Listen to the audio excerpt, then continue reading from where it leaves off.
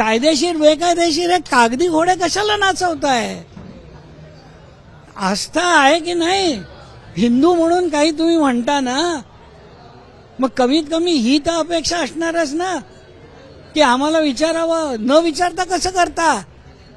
आणि कसली डेव्हलपमेंट करताय? कसला कोणाचा विकास करताय? शेजारी केश कर्तनालय केलंय, त्याचा विकास केलात. शेजारी हॉटेल काढलं प्रायव्हेट, त्याचा विकास केलात. इथे केमिस्टचं दुकान काढलं, त्याचा विकास केलात. अरे कसला विकास? आम्हाला दाखवा ना. मंदिर तुम्हाला कुठे अडथळा आहे? हा, हे मात्र होऊ शकतं की ही जागा मोक्याची आहे, करोडो रुपयाची याची किंमत आहे, हे तोडून तुम्हाला मॉल बांधायचा आहे का? ती जागा तिकडे पुन्हा विकायची आहे का लोकांना?